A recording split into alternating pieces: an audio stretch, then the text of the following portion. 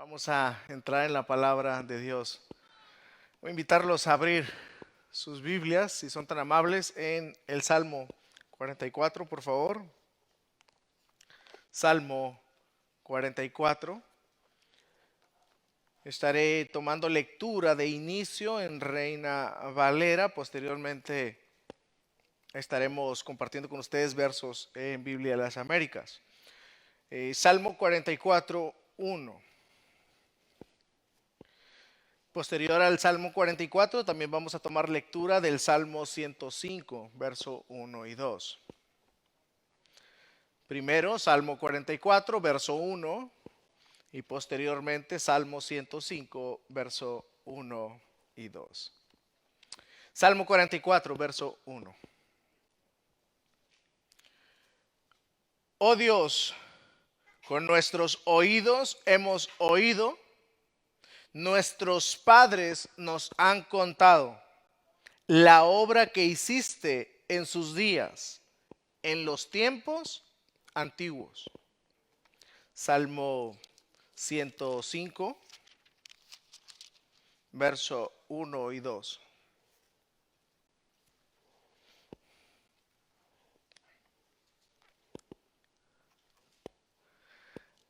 Alabad a Jehová, invocad su nombre, dad a conocer sus obras en los pueblos, cantadle salmos, hablad de todas sus maravillas. Oremos, amados. Mi Dios, estamos delante de ti como tu iglesia, como tu pueblo, para adorarte, traer gloria a tu nombre. Pedimos que mientras estamos aquí seamos y continuemos siendo edificados a través de tu palabra, que podamos recordar tus maravillas, tus hechos gloriosos a través del tiempo. Estamos ciertamente recordando la reforma, pero sobre todas las cosas recordamos tu obra en medio de tu iglesia, tu obra en medio de este mundo, a través de tu bendita palabra. Queremos quedarnos maravillados de tus proezas. Queremos aprender de lo que tú has hecho en el pasado. Queremos aprender también de los errores del pasado para no cometerlos hoy. Pedimos que nosotros podamos atesorar de una mejor manera tu palabra, la sola escritura. Te lo pedimos, Señor, en el nombre de Jesús. Amén y amén. Como hemos venido anunciando, amados hermanos, en este mes de octubre estaremos compartiendo desde este púlpito su servidor y también nuestro hermano Leo López y nuestro hermano Miguel Ramírez, maestros de enseñanza, sobre los fundamentos de la Reforma Protestante. Ahora, siempre ha habido personas que no entienden por qué debemos dar importancia al suceso que sucedió ya hace más de 500 años. Pero como estaremos viendo, hablar de la Reforma Protestante y de los fundamentos de la Reforma no solo fue relevante en su tiempo, sino que por igual hoy es sumamente importante aprender del pasado para no cometer los mismos errores. Así que si quiere aprender sobre lo que significa la Reforma, sus fundamentos, el impacto que causó en su tiempo y su relevancia para nuestros días, no se pierda ninguna de estas enseñanzas que estaremos compartiendo durante el mes de octubre. Hablar de la Reforma Protestante es hablar de Dios y sus hechos a través de la continuidad de la historia redentora en la persona de su Hijo Jesucristo. Hablar de los fundamentos de la Reforma es hablar de los 5 principios del cristianismo bíblico. Y eso es lo que estaremos aprendiendo, eso es lo que estaremos compartiendo. Los fundamentos de la Reforma protestante: sola escritura, solo Cristo, sola fe, sola gracia y solamente a Dios la gloria. Los fundamentos, hermanos, de la Reforma, vuelvo y repito, es hablar de los 5 principios del cristianismo bíblico. Los fundamentos de la Reforma constituyen las bases o principios del cristianismo bíblico. ¿Cuáles son esos fundamentos? Vuelvo y repito: sola escritura, solo Christus, sola fide, sola gratia o soli Deo gloria en latín. También conocidas o famosas, conocidas las 5 solas de la Reforma protestante. Así que yo estaré compartiendo como introducción en esta tarde el primer fundamento o primer sola, la cual es la sola escritura. Sola escritura. El objetivo de la enseñanza será entender en primer lugar, si ustedes me siguen ahí en su bosquejo, ustedes lo tienen en su boletín. Lo primero que estaremos haciendo en esta tarde es un recuento de la historia de la iglesia anterior a la Reforma. En segundo lugar, veremos qué es la Reforma, cuál es el origen y qué significa sola escritura. Y en cuarto lugar, terminaremos observando o entendiendo, pensando, meditando por qué importa hoy día. Así que como introducción también, amados, quiero ser claro, no va a ser una exposición como tal, como acostumbramos, de un pasaje. Aquí en Iglesia Fe Bíblica exponemos todo el consejo de Dios, o sea, tomamos un libro, abrimos desde el primer capítulo y el primer verso y damos continuidad hasta terminarlo mayormente. Pero en esta ocasión será más temático. Veremos el tema: sola escritura. Así que comencemos con nuestro primer punto, si son tan amables, en un recuento de la historia de la iglesia anterior a la Reforma. Como ven, ese es nuestro primer punto. Hay personas que nos dicen: no me gusta mucho la historia. Hermanos, es sumamente importante la historia. Y ese es nuestro primer punto.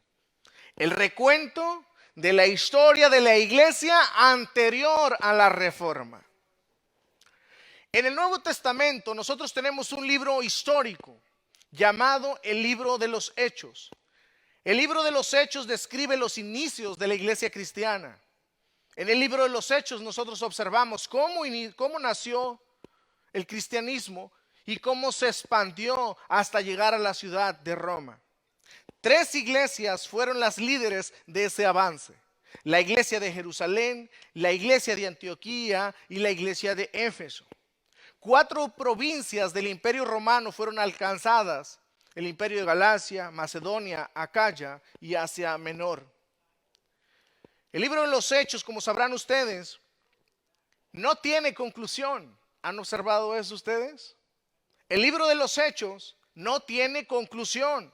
Y la razón es porque la historia de la iglesia no terminó en el libro de los Hechos, sino que la historia continuó, la historia prosiguió. Incluso nosotros ahora mismo somos parte de esa continuidad. Nosotros como cristianos hoy día somos herederos, tenemos el privilegio y por tanto la responsabilidad también de darle continuidad a la historia de la iglesia cristiana. Después del libro de los Hechos vienen el resto de las cartas, en su mayoría escritas por el apóstol Pablo a la iglesia de Roma y a las de Asia, como son las iglesias de Galacia, de Éfeso, de Filipos, de Colosas y de Tesalónica y etcétera. Al final el apóstol Juan escribió la carta de Apocalipsis. Para este tiempo los cristianos estaban por todo el imperio romano. Bien, pues en el año 64 después de Cristo, Nerón asumió el poder de Roma, el cual era un hombre malo y perverso, hermanos. Era un hombre despiadado. En cierta noche a este hombre, Nerón, se le ocurrió incendiar una de las provincias de la capital romana.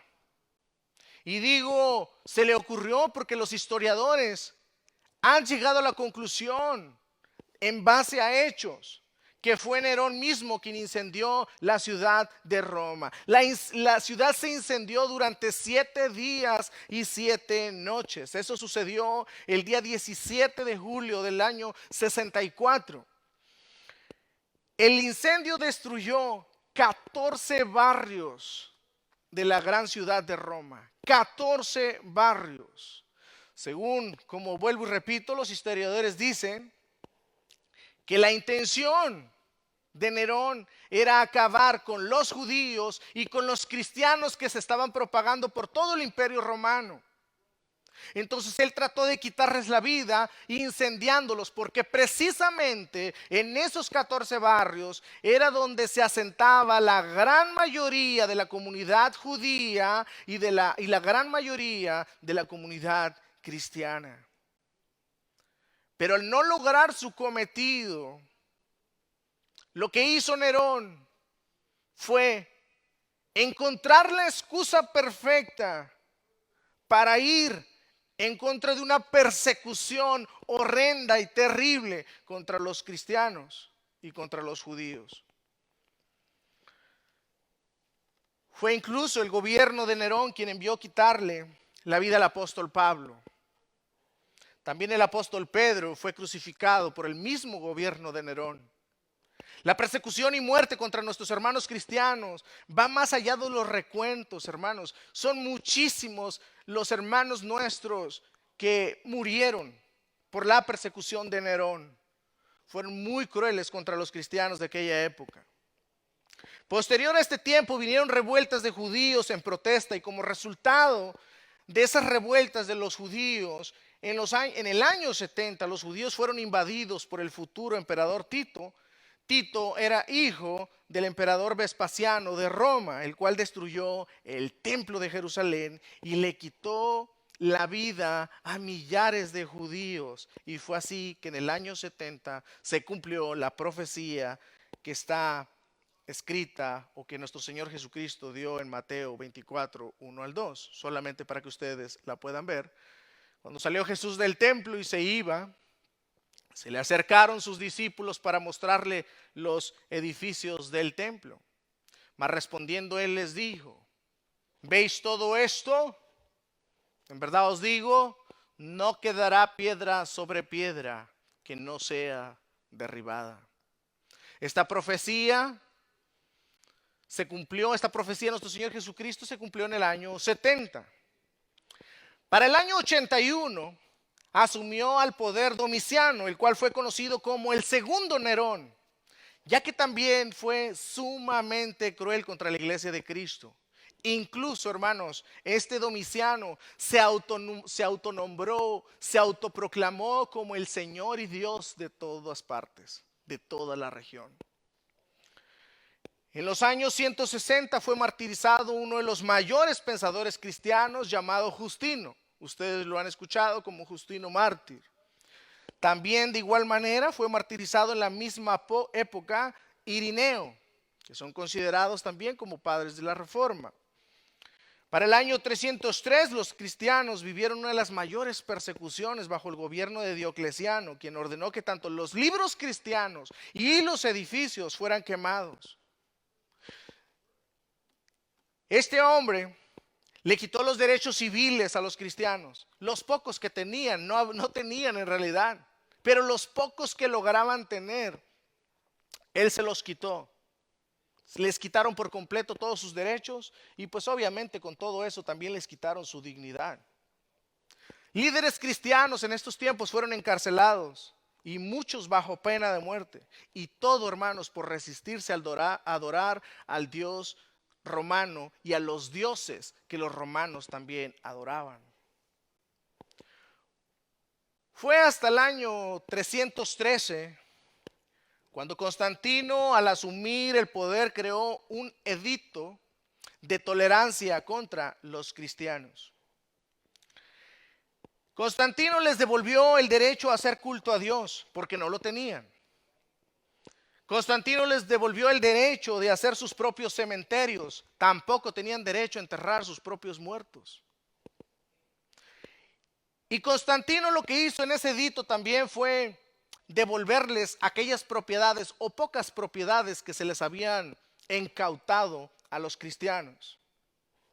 Fue a partir de Constantino que el cristianismo fue dejado de ser perseguido y se volvió la religión de todo el imperio romano. Fue algo asombroso, hermanos.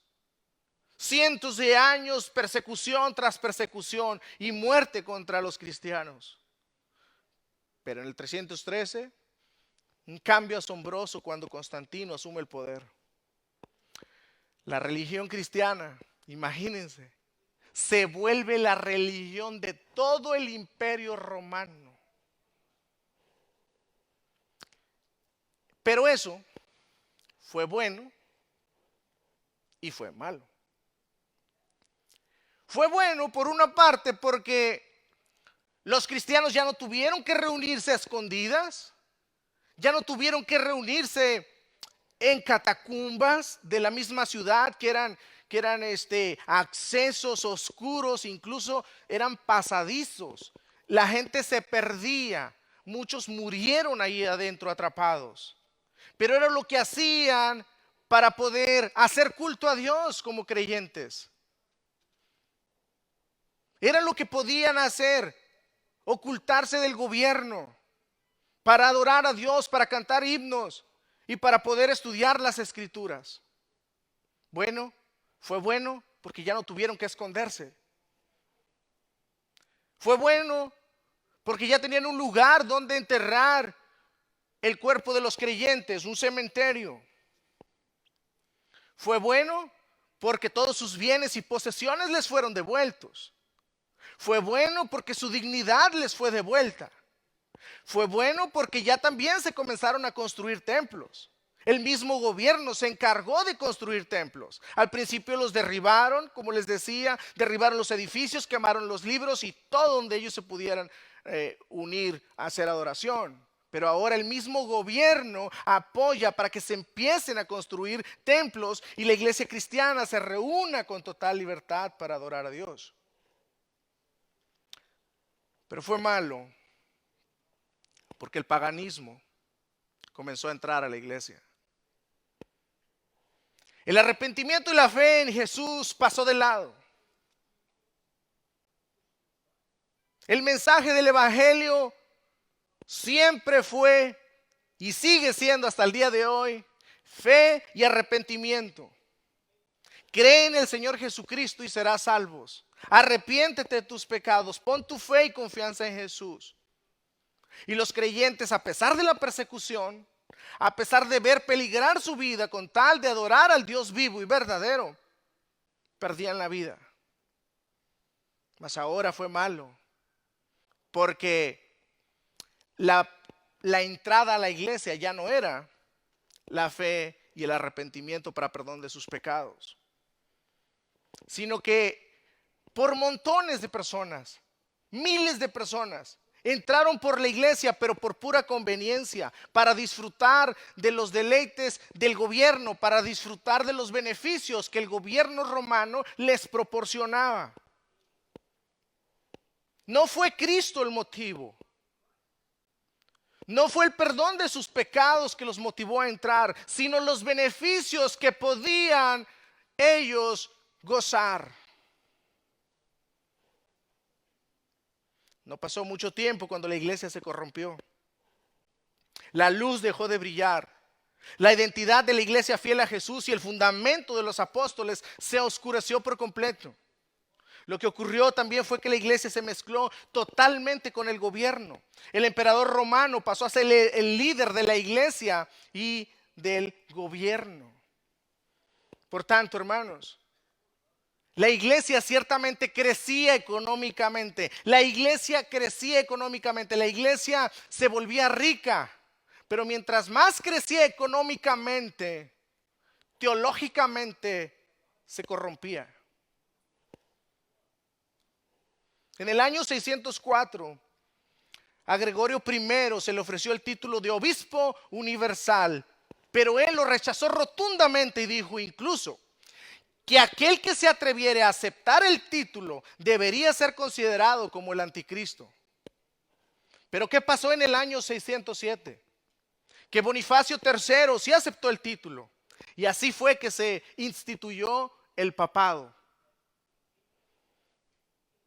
Sacando, ustedes saben, fuera de contexto, Mateo 16, 18. Ustedes conocen el pasaje por excelencia en el cual ellos basan el papado. Y yo también te digo que tú eres Pedro, y sobre esta roca edificaré mi iglesia, y las puertas del Hades no prevalecerán contra ella. Y así fue, hermanos, que a partir de aquí se introdujeron herejías como el culto a los santos, el culto a María, oración a María, adoración a María, los confesionarios, la transustanciación en la cena del Señor, o sea que según ellos dicen que cuando están tomando la cena del Señor, literalmente en la hostia y en el vino está el cuerpo de Jesús. Se introdujo la autoridad del Papa por sobre todas las cosas y los sacerdocios y lo más conocido, las ventas de indulgencias. Hasta aquí, amados, podríamos decir que fue el primer periodo de la historia de la iglesia. Hasta aquí. El segundo periodo abarca desde el siglo VI hasta el siglo XV, también conocida como la época de la Edad Media o la Edad de las Tinieblas, ya que las personas estaban sumidas en total ignorancia debido a la falta de la palabra de Dios. Y eso realmente, obviamente, resultó en que las familias de aquellos tiempos estaban rotas. Las familias eran un desastre. Todos los países europeos eran monumento de pobreza. Moralmente estaban corrompidos, empezando por la iglesia. Imagínense, hermanos, si los propios sacerdotes, los propios papas estaban corrompidos, ¿qué se podía esperar de la comunidad? ¿Qué se podía esperar del pueblo? En la Edad Media o época del obscurantismo, los niños crecían, muchos de ellos, totalmente solos, abandonados. No había guianza. Los padres abandonaban a sus hijos a su suerte. Niños tenían para sobrevivir, tenían que salir y buscar alimento en las calles. No me da tiempo, amados. Posteriormente, con el favor de Dios, lo voy a hacer para que veamos lo que sucedió posterior a la reforma. Pero hay postreformadores que dedicaron sus vidas a recoger niños de la calle. Porque los niños estaban abarrotando las calles. Jóvenes destruidos totalmente. Mujeres solas. Era una pobreza total. Nada que ver con la Europa posterior. Europa era un caos. Estaba sumida en la pobreza espiritual y por tanto física. Pero la verdad, amados, es que Dios nunca ha dejado de tener un remanente fiel. Dios siempre ha tenido una luz en medio de la oscuridad.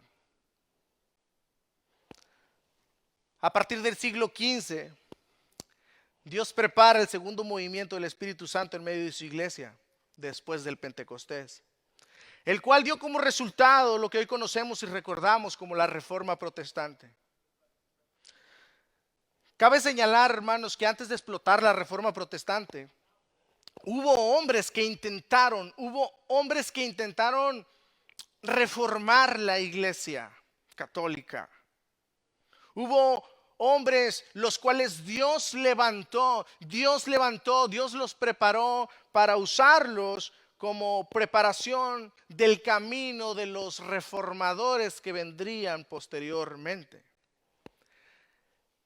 Hombres como Erasmo de Rotterdam, Pedro Baldo, Girolamo Savonarola, un italiano el cual fue quemado vivo por defender la palabra de Dios y predicar la palabra de Dios. John Wycliffe, un inglés del siglo XIV, él condenó duramente el papado. Él predicó en contra del papado. Él predicó en contra de las herejías del papado y de todas sus excentridades y abusos. ¿Cuál fue el resultado? que la iglesia quemó vivo a John Wycliffe. Jan Hus, de la República Checa, también por igual. Él tomó la Biblia y empezó a enseñarla. Empezó a predicar sola escritura. La Biblia es la autoridad. Dios habla por medio de su palabra. ¿Y qué sucedió? También fue llevado a la hoguera. Se dice que mientras estaba siendo quemado vivo, él clamaba misericordia por sus enemigos y cantaba salmos a Dios. Así llegamos a nuestro segundo punto, hermanos. ¿Qué es la reforma? La reforma fue un movimiento que vino a traer la pureza del evangelio, la pureza del cristianismo como se revela en el Nuevo Testamento. La reforma representa un volver a las escrituras. Es un volver a los fundamentos de los apóstoles y por tanto también un rechazo categórico sobre cualquier enseñanza que vaya en contra de las sagradas escrituras. Y hablar de la reforma es hablar sin duda de Martín Lutero. Martín Lutero era un joven monje agustiniano, el cual a la edad de 27 años entra al convento de Erfurt en Alemania, pero lo hace porque él estaba deseando la salvación de su alma. Él sabía que su vida era un desastre, él sabía que su vida estaba mal, que su vida estaba corrompida. Él deseaba conocer a Dios, él deseaba ser salvo, pero no sabía cómo. Y él pensó en entrar al convento, en entrar a este lugar en Erfurt, Alemania, para así, según él, sirviendo a Dios, calmar su conciencia. Fue en el año 1517 cuando leyó en Romanos 1:17 lo siguiente: porque en el evangelio la justicia de Dios se revela por fe y para fe, como está escrito, mas el justo por la fe vivirá. Fue cuando Martín Lutero, en el afán de querer prepararse y conocer las escrituras, cuando se le dio la oportunidad, al ver las escrituras, porque no todos podían, él leyó esto y eso fue un impacto, lo cual trajo una conversión. Él se pudo dar cuenta que él, por más que hiciera, por más intentos personales que él pudiese hacer para cambiar su vida, no lo iba a lograr. Él necesitaba poner su fe y confianza en Jesús, el único que verdaderamente podía salvarlo de sus pecados. Este pasaje de Romanos 1:17 lo llevó a descubrir la gloriosa doctrina de la justificación por la sola fe. Pasó un tiempo cuando un enviado del Papa llamado Johannes Tetzel fue a vender indulgencias. ¿Y a dónde cree que fue? A Alemania, donde vivía Martín Lutero. Este Johannes Tetzel fue a vender indulgencias prometiendo una falsa esperanza a las personas, que no eran las indulgencias otra cosa más que necesitas perdón de tus pecados, te cuesta tanto. Necesitas el favor de Dios, paga tanto. ¿Le suena? ¿Le suena? ¿Quieres ver el favor de Dios sobre tu vida? Te cuesta tanto. Incluso llegaron las abominaciones sobre las indulgencias a decir que aun si alguien ya había muerto, un familiar podía pagar las indulgencias y ese ser que ya había muerto podía entrar directamente al cielo. Bueno, Lutero decidió enfrentar esta mentira junto con muchas más herejías, clavando 95 tesis en la puerta de la iglesia de Wittenberg. Algunos de ustedes se preguntarán, ¿y por qué clavar 95 tesis en una puerta de una iglesia? Bueno, hermanos, en aquellos tiempos, las puertas de las iglesias era el mural, como para nosotros hoy día el Facebook, donde quiere darse cuenta de las historias, de las informaciones, de lo que está pasando, pues va al muro, o usted también pone en su Facebook. En las puertas se ponía la información para la sociedad. Era como decir el periódico también de la época. ¿Y qué es lo que hizo Martín Lutero? Precisamente clavar sus 95 tesis en contra de las falsas enseñanzas de la Iglesia Católica ahí en la puerta. Sin darse cuenta, Martín Lutero ese día estaba comenzando el movimiento de la Reforma, un movimiento que transformó el mundo, amados. Posterior a este hecho comenzó a escribir tratados teológicos. Después también comenzó a traducir la Biblia al alemán. Tratados y la Biblia, pedazos de Biblia, a traducirlos y a ponerlos en las manos de las personas. Y sabe una cosa que me asombra mucho siempre que veo la historia de Martín Lutero. Es de que para esos días precisamente se acababa de inventar la imprenta. Providencialmente, la imprenta se acababa de inventar. ¿Qué es lo que hizo Martín Lutero? Se valió de la imprenta para entonces, si todos sus tratados, imprimirlos y se regaran como pólvora. Y eso fue lo que sucedió. Incluso, amados, por ejemplo, Miguel Núñez dice esto con certeza.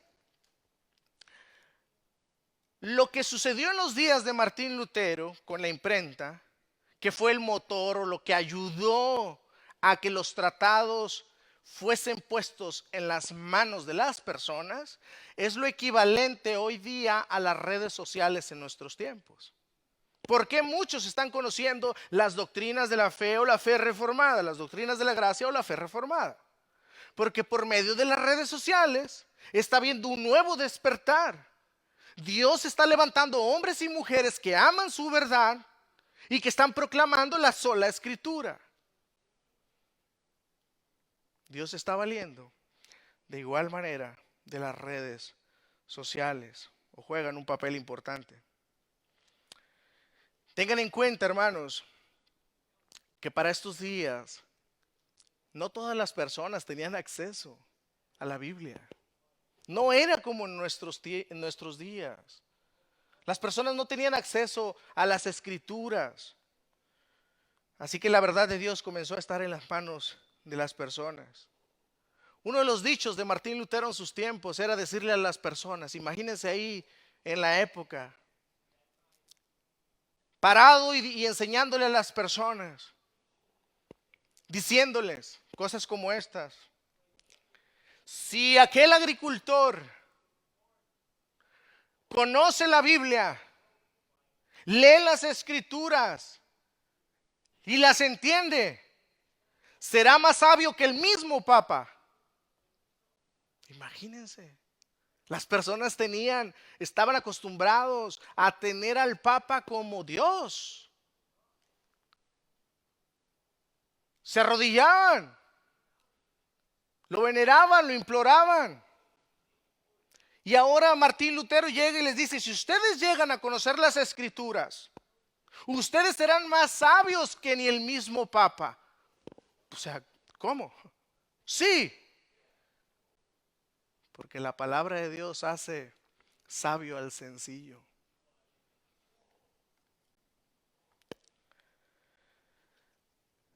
Bien, hasta aquí hemos visto un recuento de la historia de la iglesia a vuelo de pájaro, hermanos. Y en segundo lugar, hemos visto que es la reforma. Ahora sí, entonces pasemos en tercer lugar a responder la siguiente pregunta. ¿Cuál es el origen de la sola escritura? ¿Y qué significa sola escritura? Bueno, pues la respuesta la encontramos en la misma historia, ya que cuando Martín Lutero fue llevado en 1521 a la dieta de Worms para que se retractara de todo lo que había escrito y había dicho en contra de las autoridades de la Iglesia Católica. En este evento, delante del emperador, delante del papa, de clérigos, de condes, de nobles, de embajadores, Lutero dijo lo siguiente: a menos que ustedes me convenzan por las escrituras de que estoy mal, y ya que no acepto la autoridad del Papa ni sus concilios, los cuales se contradicen, Mi conciencia es cautiva de la palabra de Dios. Yo no me retractaré, pues no es lícito a un hombre ir en contra de su conciencia. Aquí me afirmo y me establezco. Que Dios me ayude. Lutero, por tanto, en otras palabras, estaba diciendo que sus 95 tesis y todos sus escritos estaban establecidos en las Escrituras. Querían que se retractara. A menos que me convenzan por las Escrituras, yo no me retractaré. ¿A qué estaba apelando Martín Lutero?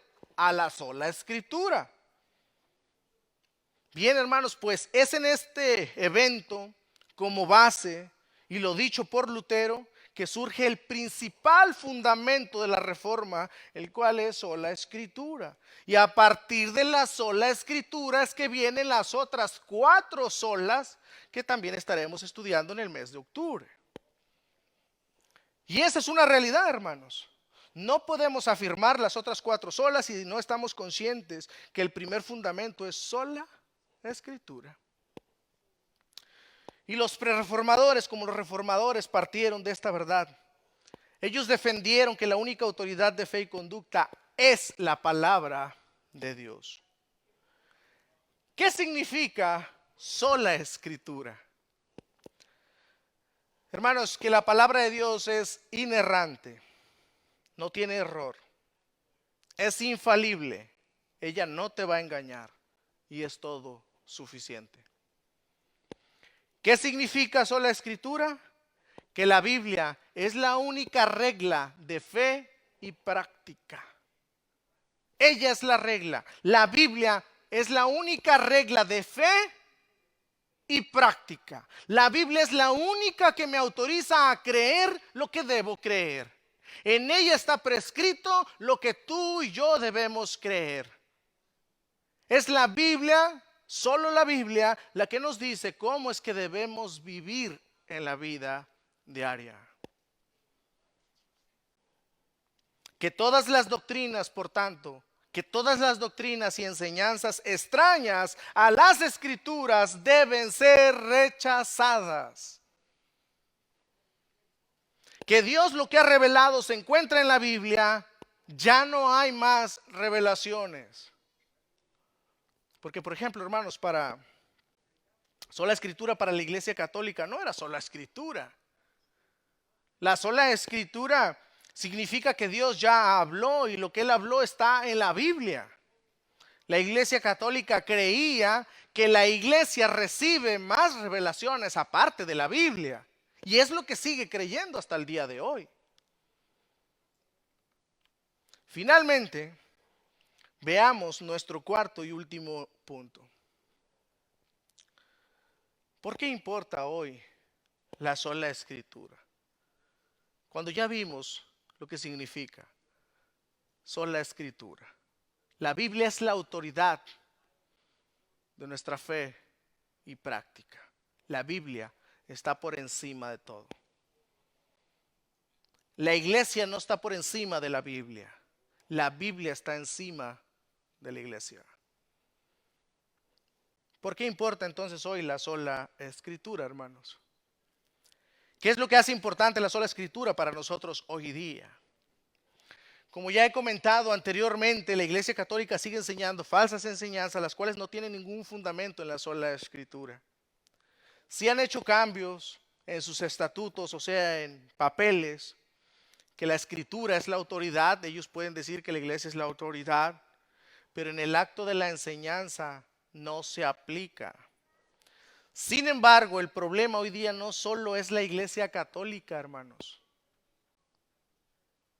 Hoy día la Iglesia Católica no es el problema en sí. Lo sigue siendo, pero no es el mayor problema.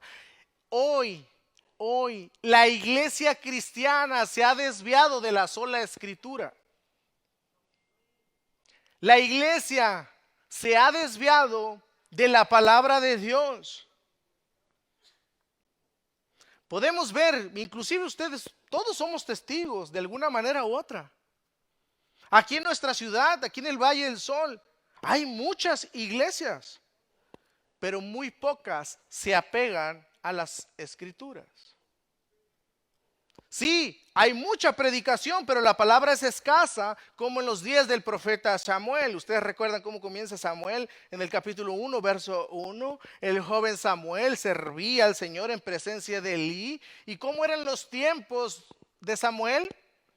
La palabra del Señor escaseaba en aquellos días. Hoy proliferan los púlpitos, pero no la verdad en los púlpitos. ¿Cuál ha sido el problema de este desvío por los últimos 100 años mayormente, amados? Ignorar el principio de sola escritura. Por eso el afán, amados, no es echar por tierra o concentrarnos en el catolicismo. Nosotros como creyentes debemos concentrarnos primeramente en nuestra iglesia, que es lo que querían hacer los reformadores. Los reformadores querían reformar la iglesia. No querían dividirla, no querían hacer otra iglesia, no querían que se hicieran denominaciones, querían reformar la iglesia.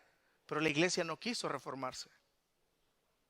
Y es mejor estar unido por la verdad que unido por el error o la mentira. Hermanos, por esto debemos nosotros decir, como está prescrito en Isaías 8:20, a la ley y al testimonio. Si no dijeren conforme a esto, es porque no les ha amanecido. Ese mismo texto dice en la Nueva Traducción Viviente, observen, busquen las instrucciones y las enseñanzas de Dios. Quienes contradicen su palabra están en completa obscuridad. ¿Lo vio? Busquen las instrucciones y las enseñanzas de Dios. Quienes contradicen su palabra están en completa oscuridad. Isaías 8:20. Un texto más del por qué es importante un volver al fundamento de la sola escritura. Por lo que la misma escritura dice de sí mismo. Salmo 119, 105. Lámpara es a mis pies tu palabra y lumbrera a mi camino. Hermanos, es la palabra, por eso importa, por eso es lo importante de la sola escritura. Si no está la sola escritura de por medio, nosotros vamos a caminar a oscuras y no vamos a llegar lejos. Vamos a estar a oscuras espiritualmente.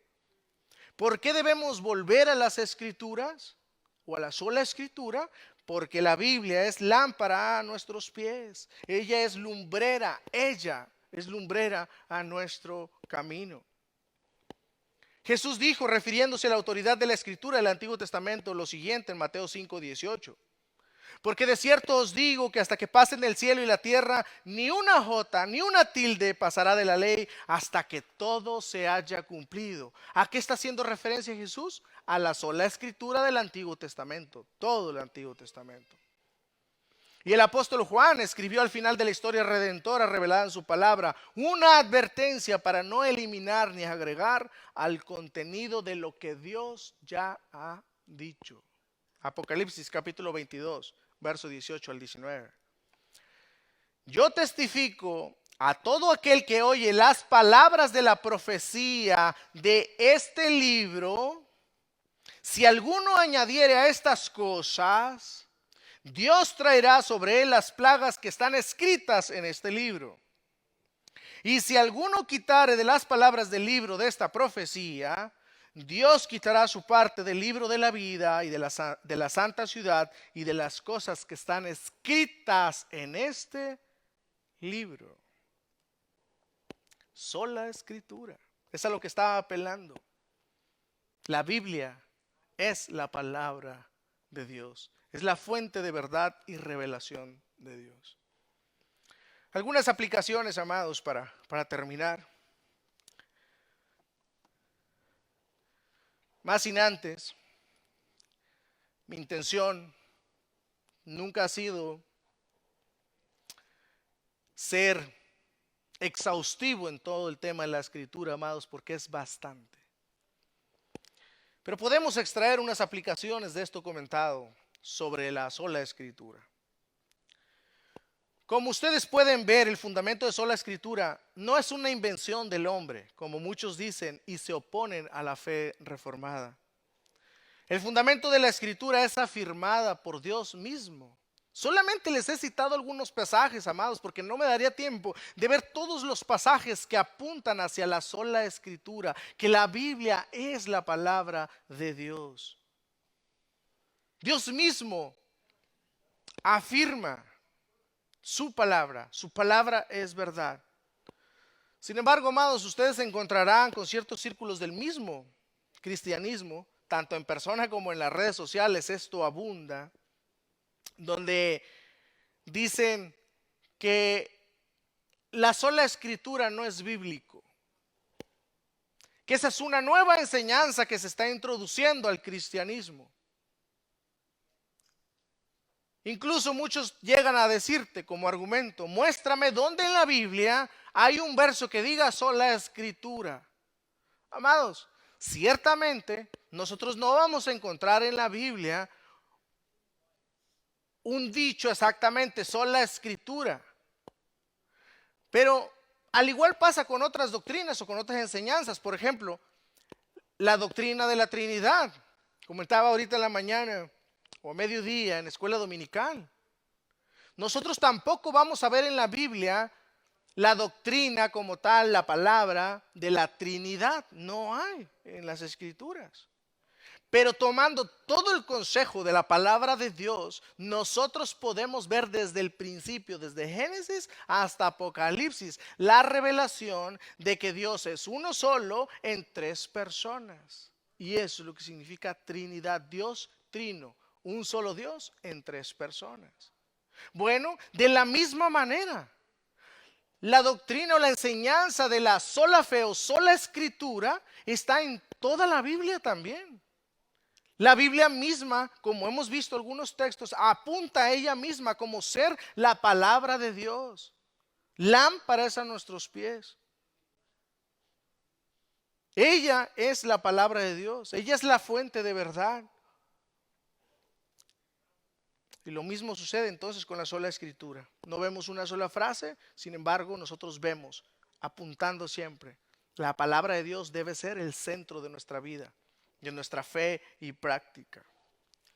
En segundo lugar, como segunda aplicación, quiero dejarla para los jóvenes, aunque estoy trabajando en este tema para compartirlo especialmente con ellos en algún punto, hermanos, porque esto es sumamente importante. Ustedes jóvenes en la escuela tienen maestros y tienen compañeros que se oponen a la Biblia y dicen, argumentando, que la Biblia es un libro como muchos otros. Incluso vas a ver maestros que se ríen de la Biblia, vas a tener compañeros que se ríen de la Biblia y por tanto, si tú crees en la Biblia, se van a tratar de reír de ti y te van a decir: ¿de verdad tú crees en la Biblia? Un libro que fue escrito hace muchos años y así por delante. Pero espero y puedo darme por entendido que la Biblia es la palabra de Dios. La Biblia es la palabra de Dios y es la Biblia la fuente de revelación de Dios para tu vida. Y eso es lo que ustedes como jóvenes necesitan para conocer a Dios. Es lo que necesitan para ser salvos. La Biblia.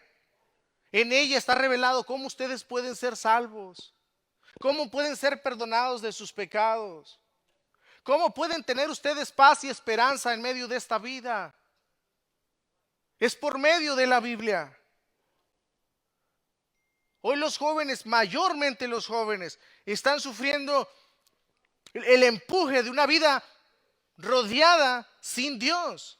Estamos viviendo en una era de secularismo total. La Biblia está ausente. Si está ausente en los púlpitos, amados, está ausente en todas partes. Las personas no están siendo expuestas a las Escrituras. Como les decía anteriormente, la palabra de Dios está escasa. Y saben una cosa, Tristemente, hay muchos papás que también están ausentando a sus hijos de la palabra de Dios. Y hablo de creyentes.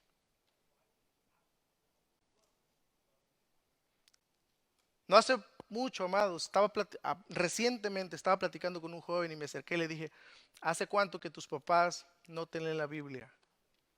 ¿O cuándo fue la última vez que te leyeron la Biblia? Estoy hablando de aquí de la iglesia, hermanos. Su respuesta fue hace meses. Eso es preocupante para mí. Eso debería ser preocupante para cada uno de nosotros. Jóvenes, independientemente, ustedes busquen la palabra de Dios. Agarren la Biblia, ábranla, léanla, oren a Dios y pídanle, Señor, yo no entiendo, dame luz, revélate a mi vida, ayúdame a entenderte, sálvame de mis pecados.